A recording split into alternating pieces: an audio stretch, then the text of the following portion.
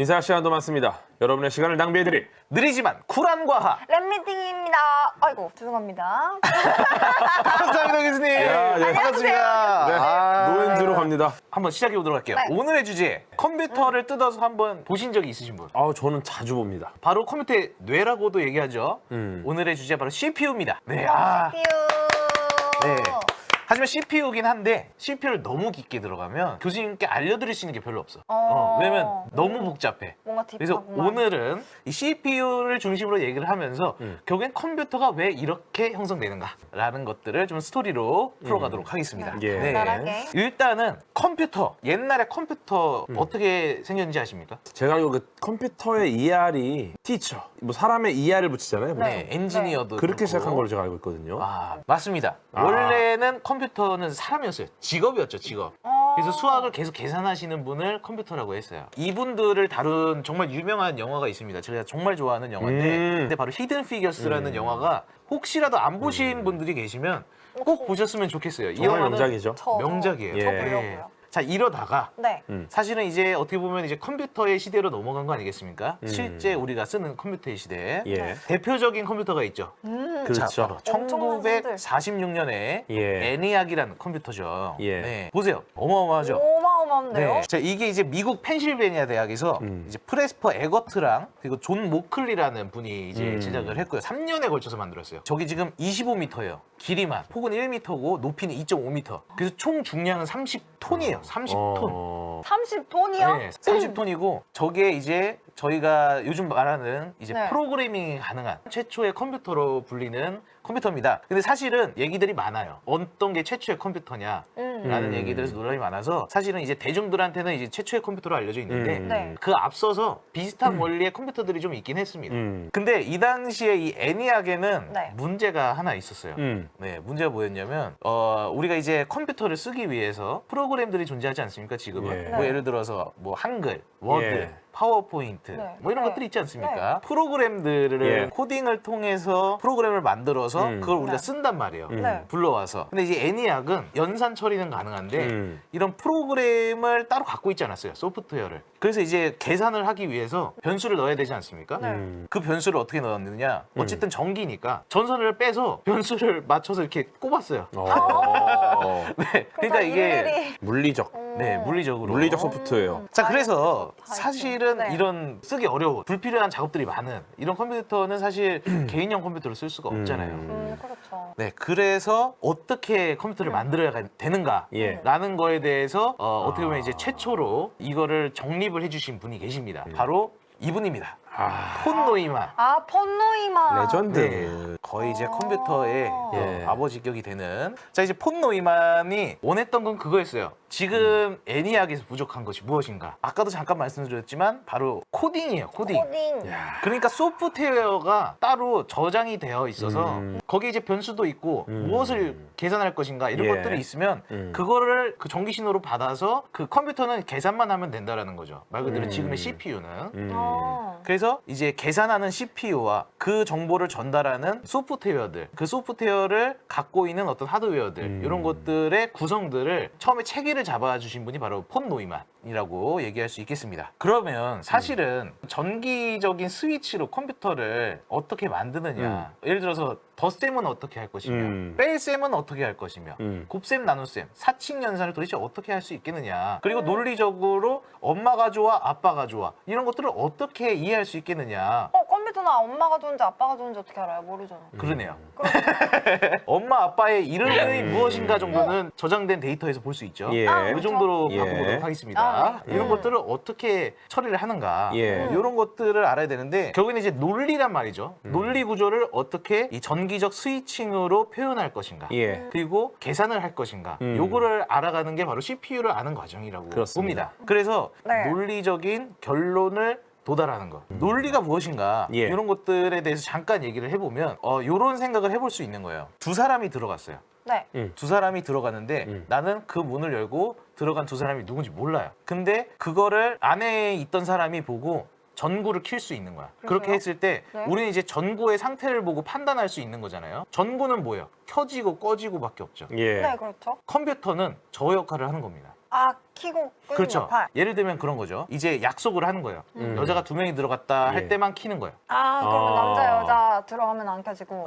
이렇게도 얘기할 수 있죠. 뭐 예를 들어서 여자가 한 명도 안 들어갔을 때만 불을 켜준다. 뭐 이런 것들을 논리적으로 생각할 수 있을 거예요. 예. 그런 논리들이 여러 개가 있을 거란 말이죠. 네. 그런 논리들을 전기적으로 표현하는 방법들에 대해서 우리가 살펴본 거예요. 예. 그래서 이거를 다 조합을 해서 보면 바로 요게 우리가 컴퓨터 CPU에서 네. 계산을 할 때 쓰는 논리 회로라고 합니다. 예. CPU 안에는 이런 논리 회로로 구성이 되어 있다. 그럼 전구가 여러 개 있는 거죠? 엄청 많죠. 그러니까 네. 이 CPU는 전구가 여러 개가 있는 애다. 그렇죠. 그렇죠. CPU는 이런 논리 회로로 가득 찬 아, 수백만 개, 수천억 개 막 이렇게 들어가 있어요. 네, 그게 바로 CPU인데 네. 가장 대표적인 논리 회로는 다음 슬라이드처럼 생겼어요. 전기적으로 만들 수 있는 이제 기초적인 논리 연산 작업들에서 알아봤잖아요. 그걸 통해서 아까 만들었던 그런 논리 회로의 블럭들을 이렇게 합쳐 놓으면 덧셈이 가능한 어떤 회로를 만들 수 있어요. 그래서 저게 뭐냐면 A랑 B에다 숫자를 집어넣으면은 출력에서 A랑 B가 더해진 값이 나오는 거예요. 어쨌든 논리를 만들 수 있다는 거.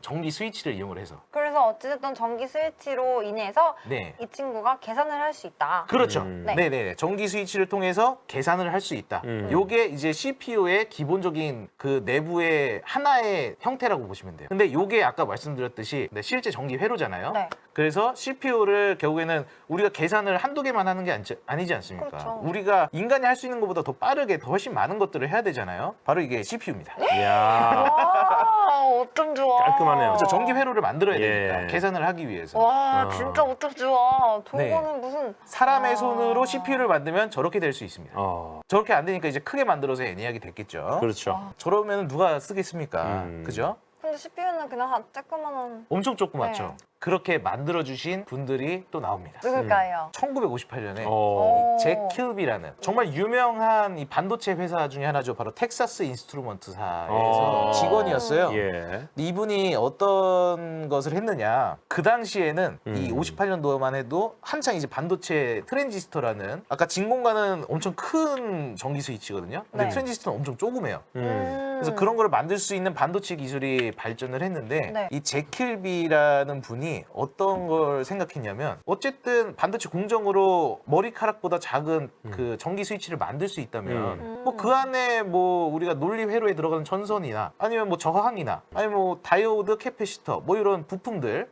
이런 것들을 그냥 반도체 공정에서 다 한꺼번에 만들면 네. 엄청 작게 만들 수 있지 않을까? 그 생각을 하신 거예요. 네, 그래서 요거를 바로 이제 인테그레이티드 서킷이라고 해서 회로를 아예 그냥 네. 한 곳에다가 몰아 넣었다. 어차피 반도체 소자 만들 때 그냥 회로들까지 다 그냥 때려 넣었다. 집적 회로라고 그 원리를 만드신 분이에요. 그래서 지금 우리 CPU가 반도체 공정에서 만들어진 매우 얇은 전선들로 다 지금 구성이 돼 있어서 그렇게 작은 거예요. 오. 머리카락보다 얇은 전선들이 다 연결돼 있어요. 아주 네. 고밀도로. 네. 사람 손으로 오, 못하죠. 신기하다. 네. 자, 이렇게 회로들조차도 아예 작게 만들 수 있는 시대가 왔기 때문에 예. 무엇을 했겠습니까? 최초의 CPU가 나옵니다. 바로 1971년 인텔에서 테드 호프라는 분이 이제 인텔 4004라는 최초의 CPU를 예. 만듭니다. 예. 보시면은 상단의 사진이 최초의 CPU란 말이에요. 상업용. 어. 근데 그 내부를 현미경으로 살펴보면 뒷배경이 현미경으로 보여요. 아, 이렇게 이게 복잡한 현미경. 거야. 와. 네, 전선들이 보이시죠? 야. 와, 진짜 어마무시하네요, 이거는. 네. 모든 전자기기가 전부 저렇게 돼 있다고 보시면 됩니다. 그렇습니다. 예. 네. 그래서 결론적으로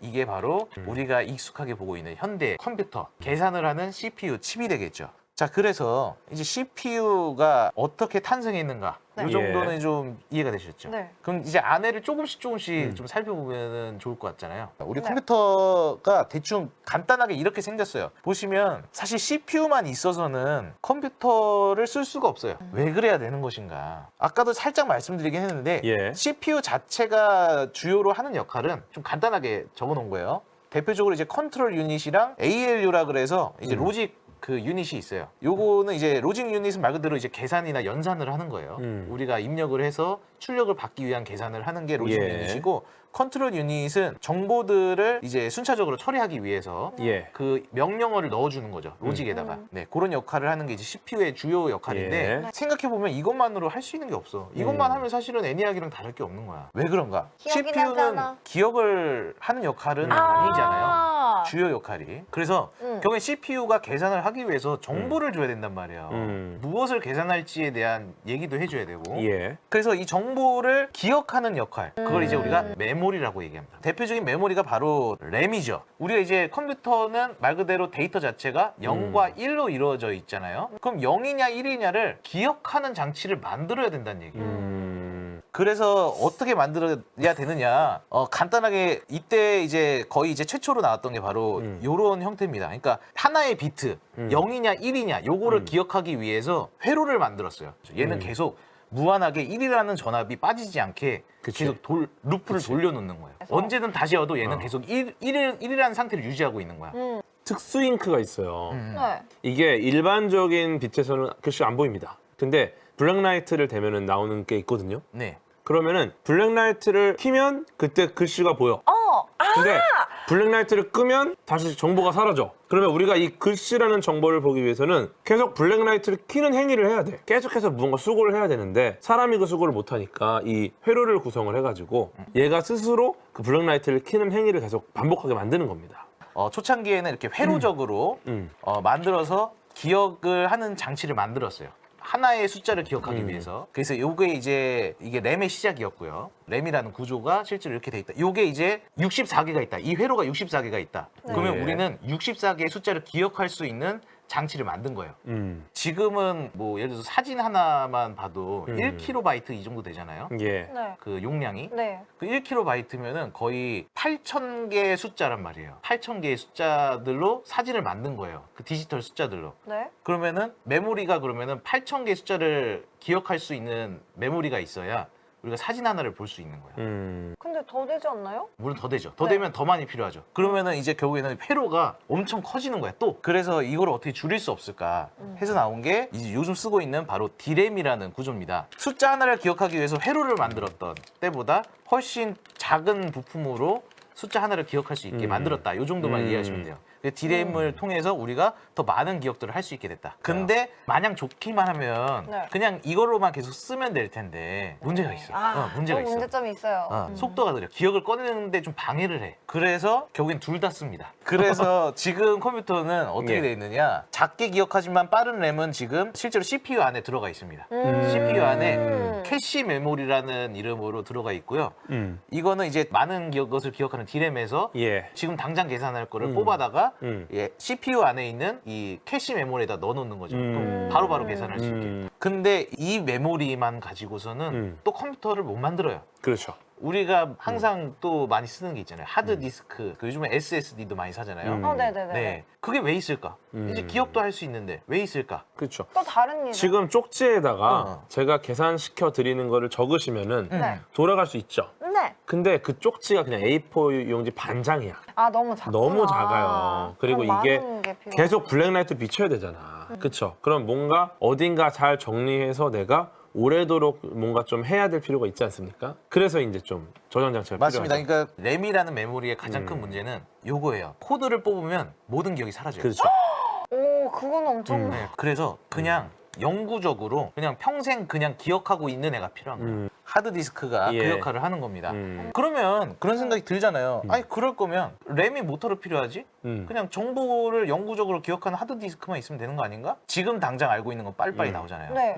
근데 내가 모르는 것들은 도서관 가서 찾아보잖아. 네. 그럼 그 시간이 있잖아요. 네. 오래 걸리잖아요. 네. 그렇죠. 그래서 내가 지금 당장 기억할 수 있는 게 필요해서 램이 있는 거예요. 그래서 결국에는 아까 CPU에 들어간 캐시 메모리가 제일 빠르고요. 아. 네, 기억을 꺼내는 속도가. 네. 그 다음이 이제 우리가 실제로 램이라고 끼는 D램이 안에 들어간 것보다 한 10배 정도 느립니다. 기억을 꺼내는 속도가. 네네. 그리고 하드디스크는 그보다 1000배 느립니다. 예. 네, 대신에 영구적으로 기억을 하는 거죠. 그래서 요 세 단계를 거쳐서 CPU로 전달을 해주는 거예요. 예.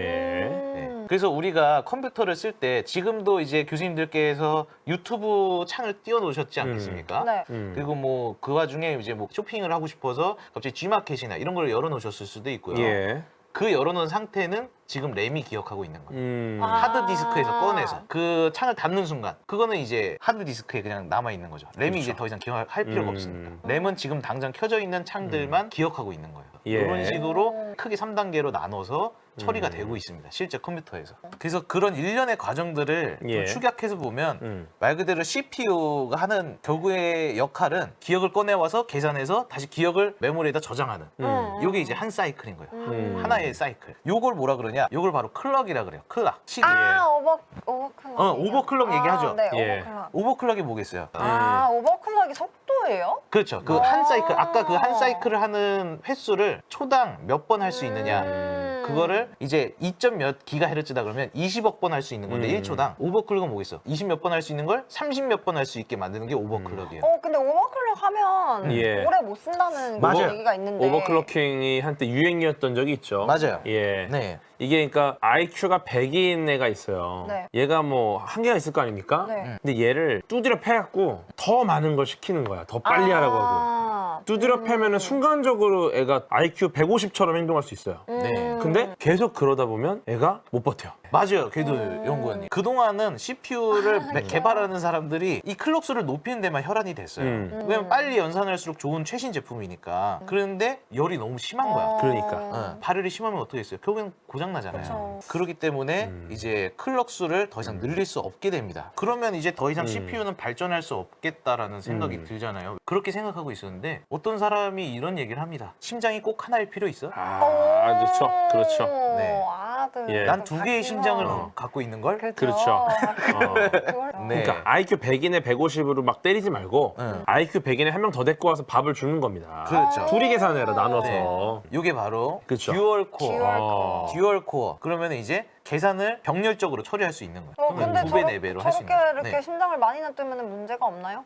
문제가 있죠. 왜냐면 하나의 프로그램을 돌린다고 치면은 하나의 코어에서만 이 하나의 프로그램을 돌리게끔 설계가 되어 있다. 그럼 얘는 다른 코어가 있어도 이 코어에서만 담당을 하기 때문에 결국에는 한계가 있는 거예요. 이게 저희 그 긴급과학 양자 컴퓨터 편에서 살짝 다뤘던 내용인데 네네. 결국 병렬 처리 자체가 늘리면 늘릴수록 빨라질 수는 있어요. 네. 근데 그게 역시 그것도 효율입니다. 무작정 늘리면 늘릴수록 결국은 얘가 전기를 굉장히 많이 먹고요. 열이 많이 나니까 굉장히 많은 이 쿨링을 해줘야 되고 쿨링하려니까 또 굉장히 많은 전기가 들어가죠. 맞습니다. 그 다음에 얘네가 병렬 연산한다는 거는 얘네들이 결국 나눠서 계산하는 거기 때문에 검증을 해야 돼요. 늘어나면 늘어갈수록 검산하는 이 과정도 굉장히 길어지니까 이게 어느 순간 속도가 더 이상 빨라질 수가 없는 거야. 거기서 이제 벽에 부딪히죠. 그래서 양자 컴퓨터가 나옵니다. 네.